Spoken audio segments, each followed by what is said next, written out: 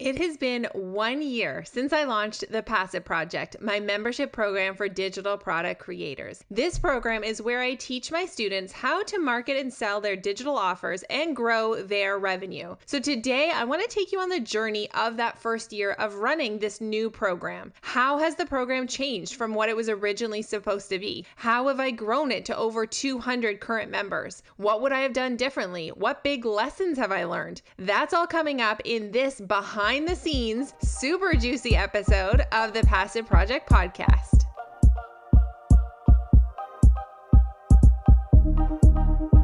You're listening to the Passive Project podcast, where we talk about how to build your online business to make more income, more impact, and give you more freedom in your life. I'm Gemma Bonham-Carter, business strategist, mom of two, lover of passive income, automation, and coffee. Welcome to the podcast.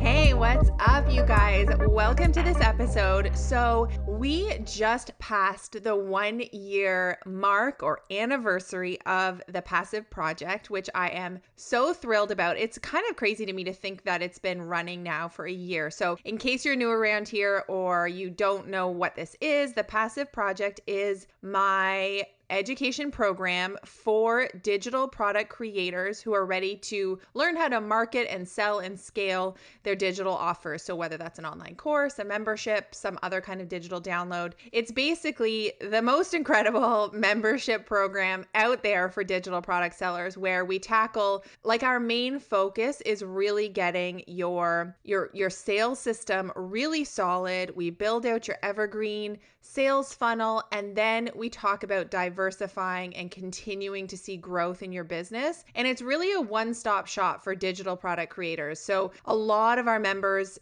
come in. I think they probably think they're just going to stay for a couple months and download some material and then piece on out of there, but then realize that really growing and scaling your digital product-based business is a very dynamic, kind of never-ending process, right? We're always wanting to grow our companies and do bigger and better things and make systems work better and attract our audience more easily and make sales more easily and all that kind of thing. So a lot of our members have stayed because it's kind of this amazing spot where we can continue to learn together, and I share all the nitty-gritty details on, what's been going on in my business and what lessons they can learn. It's like the place where I'm very authentic and vulnerable about the behind the scenes of what's going on in my business. So I think, anyway, it's just been an incredible program to create and be a part of. And what I thought I would do today as part of this kind of year in review type thing is take you along the journey of how the Passive Project came to be and what this first year has really looked like, because my hope is that this might actually inspire you to go and craft a digital product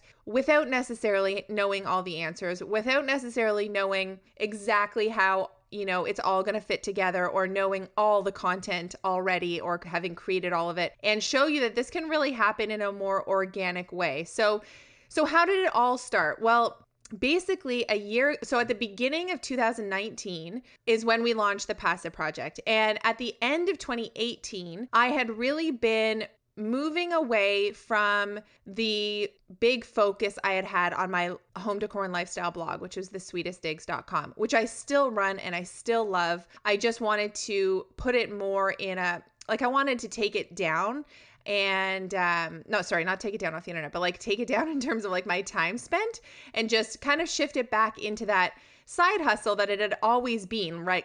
I created that in the in-betweens times while I had a 9-to-5 job, while I was pregnant, while I had babies at home. And I grew it into this substantial business, but it just wasn't lighting me up in the same way. And I didn't want to be dedicating as much time to it. So I knew that things were going to be coming to an end in terms of running my own online shop that I was doing with that business, working with brands. I'd stopped doing that a few months beforehand. And I really wanted it to basically just be a traditional blog, me producing blog articles, driving traffic with SEO and Pinterest, and making money through completely passive sources, which is, display ad revenue and affiliate revenue. That was my vision for the Sweetest Digs, just so I could really have it be a side project. So I knew I was going to be closing up my shop. That was the big thing. And as you may or may not know, my biggest, or I shouldn't say my biggest, but my first online course that kind of took off, did really well, I was able to really scale, was Launch Your Shop, where I teach other bloggers and creatives how to launch their online shops using print-on-demand dropshipping, which is what I had done. And that course, I had over 500 students come through that program. It was an incredible program. I loved working with those students and I loved the content and I loved teaching. But it felt out of line if I was going to be shutting down my own online shop for the Sweetest Digs. It felt out of line to be continuing to sell that product and to be continuing to teach around that product if I wasn't doing it myself anymore, right? Like it just felt out of alignment. And I'm sure a lot of you can relate to, having your own business grow in certain ways and having to let go of certain things. And then, it just doesn't feel like quite the right fit anymore. I thought if I wasn't the one in the nitty gritty, I like to be in the nitty gritty doing the things, right, every day. And therefore being able to speak to my students from a very authentic and up-to-date place. Like I don't want to be teaching strategies that are going to expire, right? That are going to end up being 3, 4, 5 years out of date. And frankly, I think we all can think of like examples of digital entrepreneurs who have products that are teaching things that they don't necessarily do anymore. And I didn't want to be in that category. So I knew I was going to be closing down Launch Your Shop. And I knew that all kinds of people had been coming to me asking about how I had grown my online course business, because I had grown Launch Your Shop to, I think I started out with like a $700 launch to within a year grossing over 6 figures just from that one course, which was a $497 course. And so I had all kinds of people asking me how had I done that? How had I, grown this digital offer and really scaled it and grown my audience around it and all that kind of stuff. And I was getting so many questions about it. And I knew that that's really where my next step was going to be. I really needed to be talking about digital products. Like you can ask my husband, I can talk about digital products all day, every day, you guys. Like I'm sure he gets so tired of it, but it's like my favorite thing to talk about. I get so riled up and so passionate because I think it can be such an incredible avenue for so many business owners to be able to add to their bottom line. Like you don't have to only have digital offers, right? You might be a service-based provider. You might be a coach. You might have a physical product business already, or you might be starting from scratch. And I think that no matter what, there's an opportunity for a digital product in any of those business models. And so I love talking about this stuff. I was doing it myself for Launch Your Shop, right? I had learned all kinds of stuff that I couldn't wait to share with you guys. And so I knew that the passive project was this idea, like it was an idea that I had brewing to help other entrepreneurs, build, sell more, and scale their digital product businesses. So I decided to launch it. I decided to go with the membership model instead of the online course model for a few reasons. I wanted to try something different for myself. The other thing was I knew that in this particular area, especially in selling and scaling a digital product business, things are changing all the time and strategies shift and there are new tools, new tactics, different things that go on in this space. And I just felt like creating an online course with a ton of material that would potentially become outdated relatively quickly was not the right strategy for me. I wanted some sort of platform to be able to continually share up-to-date strategies. And so I felt like the membership model was the best fit because it allowed me to do that. It allowed me to provide monthly content to really help my students grow their businesses in the most kind of up-to-date way. So, and then the other thing was that I knew that I wanted to launch this without having created all the content, and the membership model seemed like a really great fit because I could, release content on a monthly basis that would build up the sort of core content of the membership. So what I did was I launched it, I think it was in early February 2019, to my email list. Now, the thing is, I did have a big email list. Like, my email list at the time was probably around 15,000 people. But here's the thing. They weren't the right audience, right? Like, I had been building this email list full of bloggers and creatives who wanted to launch online shops. So here I was shifting into talking about digital offers, not physical products. And I didn't really know if people were going to be into this because it was different than what I'd been talking about. But I launched it to them anyway. I explained what it was all about. And I launched it literally with no content. Like, I had the most basic things set up in Teachery, which is my online course platform. I'd created a private Facebook group and maybe a welcome video, and that was it. But what I had done was I'd really thought through the methodology and the things that I was wanting to teach the members inside of the program. And quite honestly, in the beginning, it looked different than it does right now. I didn't actually, in the beginning, have the sole focus around digital product creators. I had kind of tried to jam digital offers, affiliate marketing, and even a little bit of the dropship stuff all into one. Like, I tried to make the content be applicable to all of those business model types, which I quickly realized was not going to be the right fit. So, but I did have this sort of methodology that I went and I had created and sold the course, speaking about that and giving quite a clear, idea of what was going to be coming in the membership. And there would be monthly calls and monthly content and all that kind of stuff. And so even though my audience wasn't really the right audience to be launching that to, the people who were ready to jump in and start adding, let's say, like digital offers into the mix, or maybe they already had digital products and they wanted to learn more about Evergreen email funnels and selling and marketing and all that kind of stuff, there were 40 people who jumped in. And I was thrilled, like 40 people who joined the membership. In retrospect, I probably should have done a founding member launch where what that means is you get people to sign up for the membership for like a one-time fee where they pay, it might be something like $500 or something, and they never have to pay again. And they're just your founding members who are kind of in there for life. In retrospect, I wish I'd done that. I didn't really know about that model until I took Tribe from Stu McLaren a couple months later. So I just launched with your typical payment options, which was like the month to month. And I think I did give an annual option. But at the time, people didn't really know what this was. So I think 100% of people chose the month to month.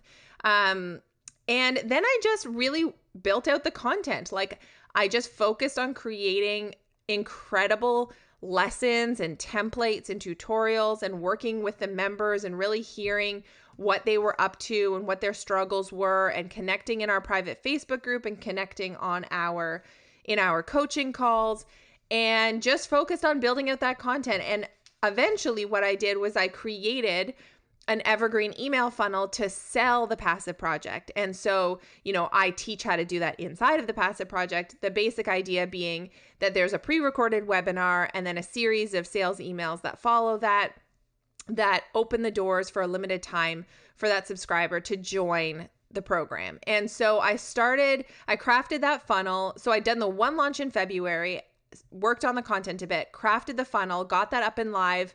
I can't actually remember when. I think probably by early April, something like that.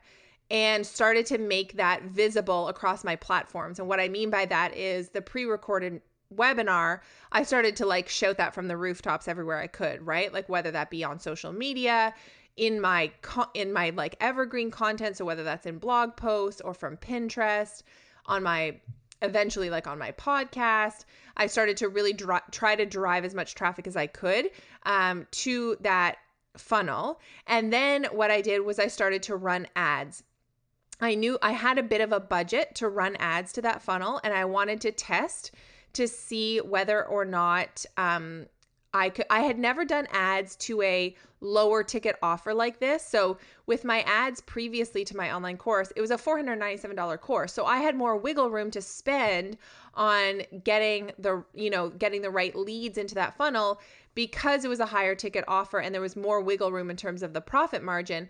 At this point, the membership at that time was only $47 a month. So I really didn't have, a lot of wiggle room to be able to spend too much on getting leads into the funnel and still be profitable. And at that time, because everything was still really new, I didn't know what my average lifetime span of a passive project member would be, right? Whether that's going to be 2 months or 6 months or 12 months. I had no idea at that time because it was still really new. So I was all like a little bit in the dark here, but I had this funnel running. It was converting at the time. It was converting at something like around 2.5%, which like wasn't amazing, but that's actually industry standard. Like industry standard is 1 to 2% for evergreen email funnels. So I had that running, and I really did need to build this new audience around this topic, right? I was doing a pivot to talking about digital offers instead of physical products and drop shipping and all that kind of stuff. So I started, running ads. We were trying to figure that out, building out the content, really starting to build out the content inside of the passive project, but also build out the content for my own business, like even this podcast, that would make sure that I was attracting the right people into my audience. And then what I did was I did kind of a last launch of Launch Your Shop in the summer, just to kind of give that one a final push and get some final members in there, because I knew about 6 months later I'd be sort of retiring that course. Not retiring in terms of taking the content away from the members or anything like that, but just not actively selling it anymore. But it always, Launch Your Shop always brought in really good revenue for me, right? So it's not like I could just snip that off right away without having grown the passive project, because I would have been majorly in the hole from like a revenue perspective. So then September came around and I did a more formal like live launch of the passive project. And at this time, a long time had passed since February. I had so much more clarity around my message, around what this offer was. I had, a much better sales page built out. I actually had social proof and testimonials from members inside of the program. I was able to have, a bunch of bonuses. Like the offer just was a much stronger, a much more irresistible offer than it had been up until this point. And so in September, I did your standard launch. I had like a live webinar, lots of hype. I had extra fast action bonuses. We had a lot of emails going out. This was to the whole email list at that time. And we did, this was like the last time we were going to be offering the passive project at $47 a month, because at this point, the content, so much had been built out inside of the passive project that I knew it was time to increase the price. So we did have that price urgency during that September launch of, this is the last time you can get grandfathered in at that price. So like take it or leave it time, you guys. So we did that launch in September. We welcomed 100 new members, I think like on the dot, which is funny. That was my goal. And I was writing it out in my journal at that time that I wanted 100 new members. And yeah, we hit it like literally, I think, to the T, which, is so weird from like the woo-woo universe perspective. I'm like, oh my goodness, is this journaling thing really working? But anyway, one thing I wanted to mention, we had turned off ads before that September launch. So my evergreen funnel was just getting leads through organic methods at that time, which obviously decreased the number of leads we had going through the funnel. I think we'd done that like in the summer, because we'd been finding that it was challenging. It was challenging to get, to make the ads profitable enough to really make it worth it. And so when it was only a $47, purchase. So we had turned off the ads in the summer, but we did the September launch. We got 100 new members. We did run some like retargeting ads and stuff during that launch. There was definitely probably a couple $1,000s of ad spend. I'd have to go back and look at the exact number, but we ran, some webinar ads and some retargeting ads during that launch. And then we kept the ads off to the evergreen funnel. So we didn't turn them on again after September, just because I needed to take a little breather. And I was focusing on a couple of other just a couple of other products and a couple of other things. So we turned off the ads to the Evergreen funnel.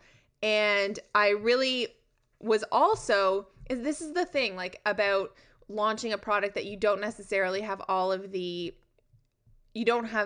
content built out yet, was at this time I'd sort of built out the core content of the passive project and then realized that it actually made sense to restructure things a little bit. So between September and December of 2019, I shifted things a bit. So I realized that we had been doing monthly group coaching calls where all the members can hop on. We hop on Zoom. They can ask tons of questions. I just basically do live coaching for about 60 minutes. Sometimes it runs over because I like to answer everybody's questions. And those are always really great. And then one of the other things we'd been doing every month were hot seat calls. And that was where members would apply for a hot seat and then they'd get kind of like a 20-minute one-on-one coaching session with me. And we would do 3 of them in a row. And so it would be kind of like an hour again. And what I found was that the hot seat calls, I think because we have the group coaching call and they can ask their questions on those, the hot seat calls weren't as like there weren't as many applications for them as I'd sort of been expecting. They just weren't as, I think, just as desirable as I had wanted them to be. I mean, we had enough to do them every month with 3 different members, but it just wasn't, I think it just wasn't clicking enough with people. And I kind of think part of it was that members felt like they had to get to a certain point before they could do the hot seat, right? Like it can be a little intimidating to think about doing a hot seat, especially if you're like a more introverted person.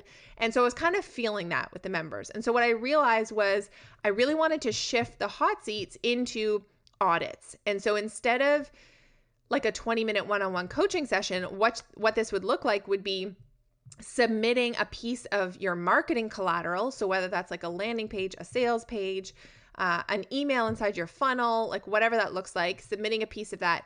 And then me doing an audit over video where I'm like talking through the audit, giving tons of useful feedback and suggestions and places where things could be edited, and recording that and then making that live in the group so that not only the person who submitted their thing for it, but everybody else can watch it and get some really good feedback. So that was one change that we made.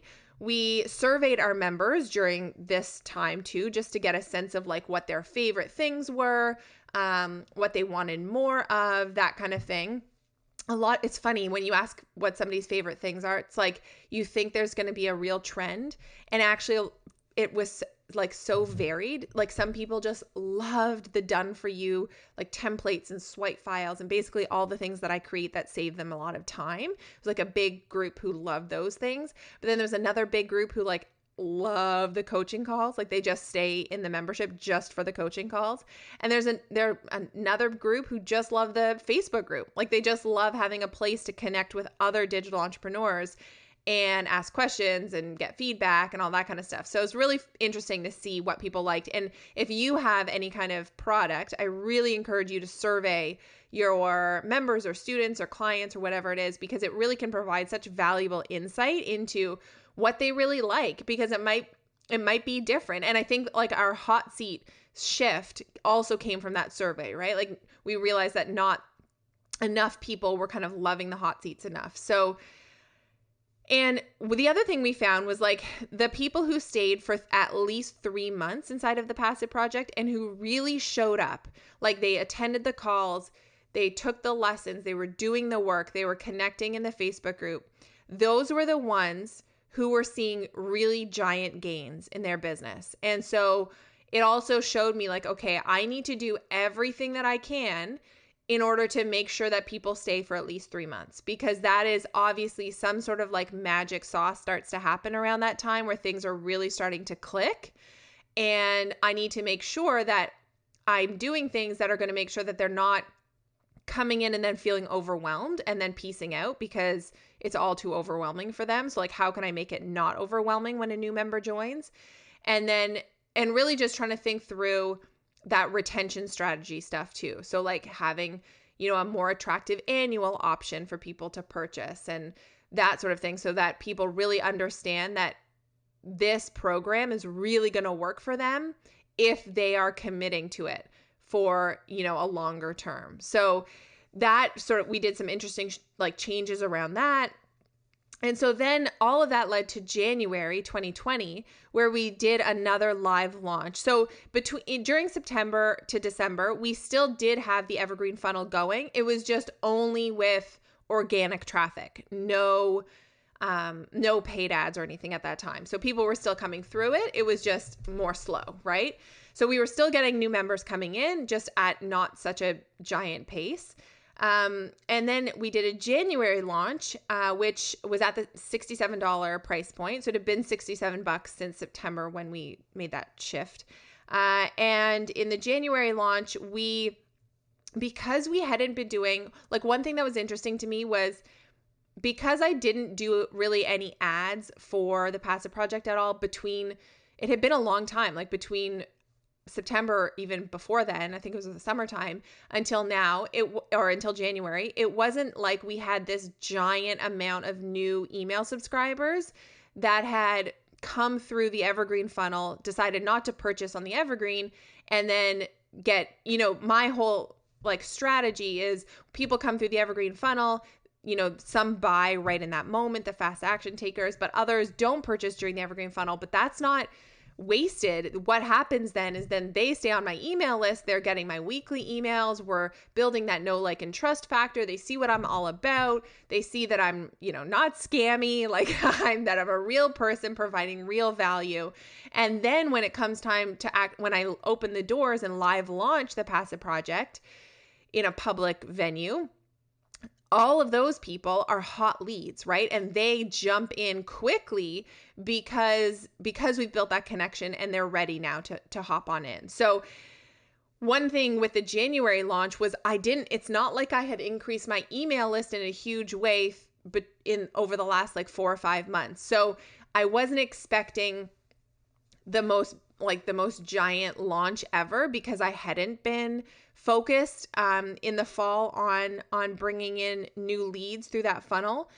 They had just sort of been trickling in from my organic stuff that I have sort of going on autopilot. But I still was able to bring in 50 new members into the Passive Project in that January launch. I actually had the best conversion rate I've ever had. It was up around 10%, which was by far the best conversion rate that I'd ever had. So that just goes to show you that with time, the messaging and the clarity around your offer really improves. And again, during this launch, it was minimal ad spend. I did run some webinar ads to get my warm people to remember to sign up for the webinar. And then I ran some retargeting ads, as in, if somebody landed on the sales page and didn't purchase, there were some ads that encouraged them to head on back to the sales page, that kind of thing. So it was pretty minimal ad spend. And this was all to warm traffic. I wasn't going out and trying to get cold leads into this launch. I was just launching to the warm people in my audience already. And so that was great. We brought in those 50 members, which got us up over the 200 member mark at that point, and we're still there now. And what it also meant was I was able to take my January launch content, so the updated webinar that I'd done. I always update the webinar every time I live launch. It doesn't have to be giant updates, but I always do, go through it, and whether it's adding new testimonials and social proof or just tightening up some slides or whatever it might be. So I had my new webinar, which I updated my funnel with, my Evergreen funnel. And then I updated the emails and some of the, the copywriting from that into the new funnel. And that now the Evergreen funnel is now converting at over 5%, which is great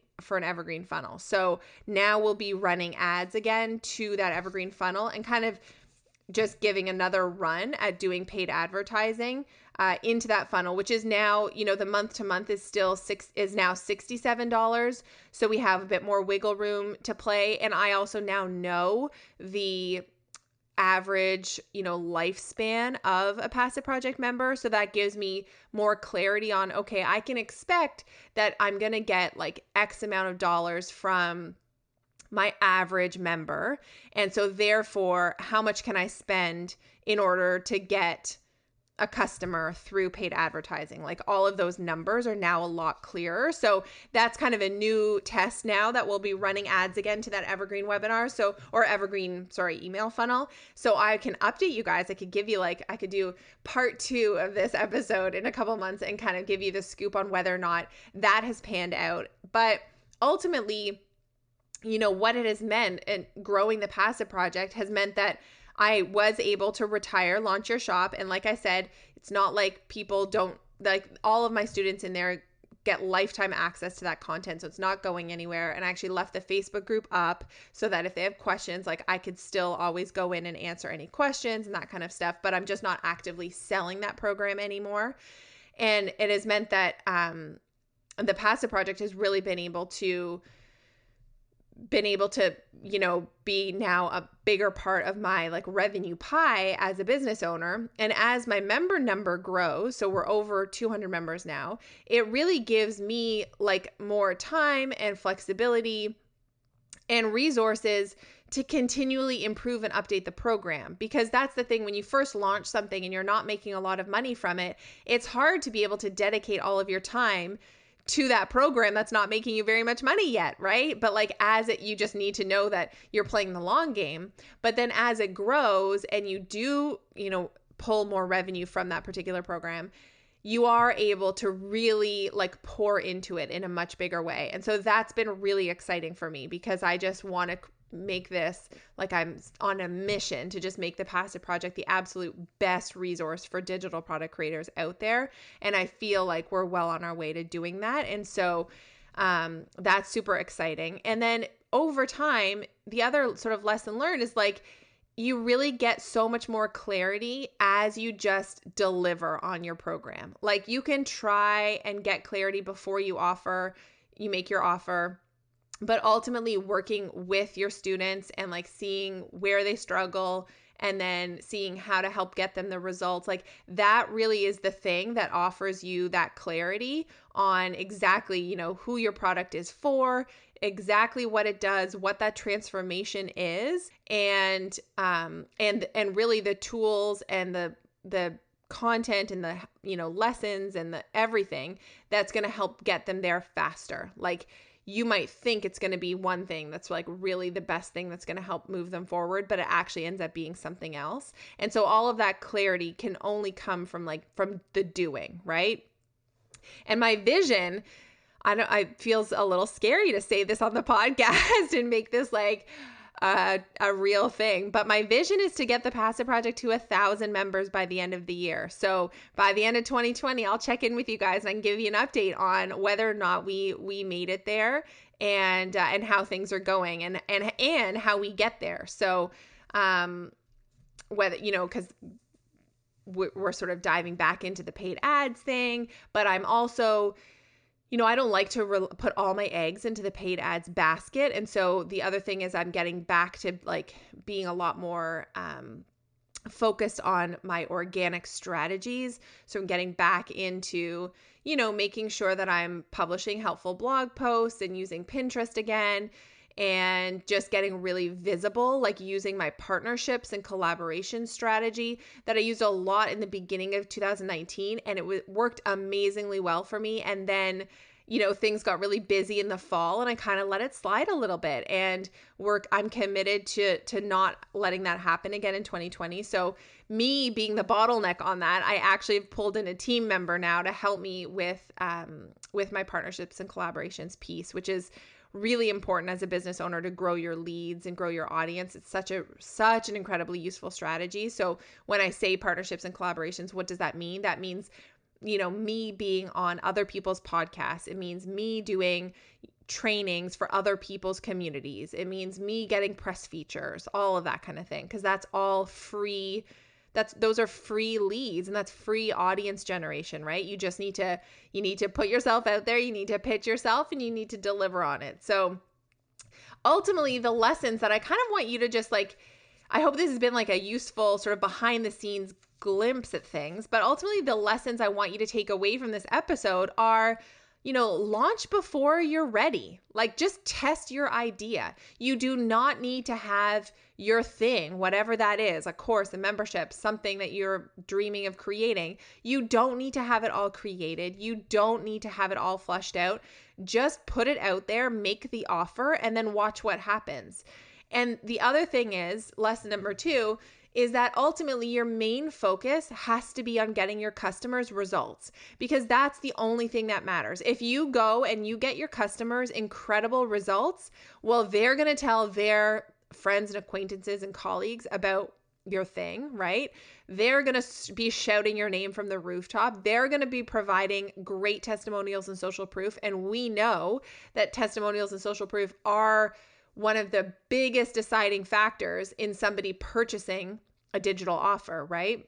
And so if you make your focus getting your customer results, I promise you that like the marketing and the growth is just going to happen so much more easily because you're focused on that. Lesson number 3 is to watch the discussions that are happening inside of your student group. It's to survey your people. It's to be open to changing things up in terms of like, you thought your program should look this way, but maybe it's actually better if it looks that way. And like, just be open to that and have those one-on-one conversations. Like, if you can hop on a Zoom call with one of your students, like, that's an incredible way to get such good feedback on your offer. And that can feel really scary to do that, but it is so worth it, I promise.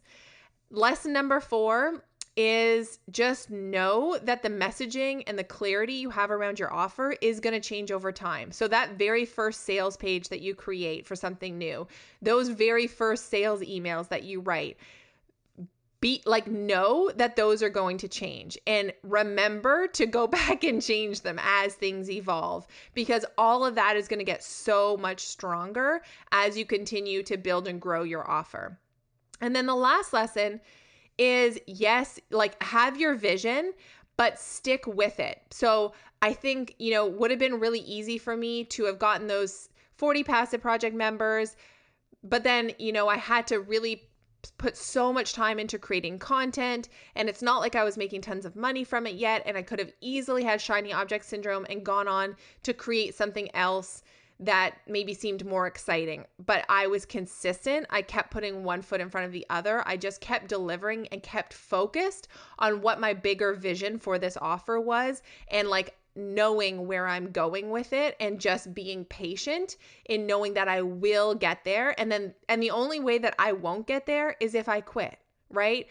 And it's so easy to quit. It's so easy to be like, going to the next thing and the next thing and the next thing, and seeing what other people are doing and wanting to do something like that. And just the more you can stick with that original vision and stay true to where it is that you want to be going, the more success you're going to have.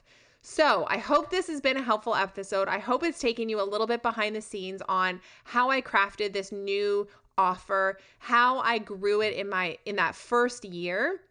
And then I'll do a recap. If you guys are into it, I'll do a recap at the end of this year, so year number 2, to let you know kind of what happened in year number 2. So, and this is coming from an entrepreneurial mama, right, who doesn't have a gajillion hours in the day. I have 5 work hours a day, Monday through Friday. And I admit sometimes I'll pull my laptop out in the evenings or on the weekends here and there, but it's rare. It's really rare. So if I can do it, I know you guys can too. And I would love to hear like what questions or what your big aha moments were from this episode, or something you learned or something you're going to take away. So snap a pic or tag me on Instagram at Gemma.Bonham-Carter with the pic, with your questions. DM me if you want to. I would love to hear from you and hear all about what you're doing in your business to grow your revenue using digital products. I'll see you guys in the next episode. Are you a digital product creator but aren't seeing the sales you want in your business yet? Not sure how to effectively market your offers and scale them? Don't have an evergreen funnel and live launching system that works for you? Then you need to go register for my free masterclass, Make Mo Money, Honey, How to Grow and Scale Your Digital Product Business. I'm walking you through some of my best tips like the hybrid marketing method and the bucket system, and letting you in on the 3 big mistakes I see so many digital entrepreneurs making that are keeping them stuck. This 1 hour could be the thing that radically transforms your business and life. Go register at GemmaBonham-Carter.com/class.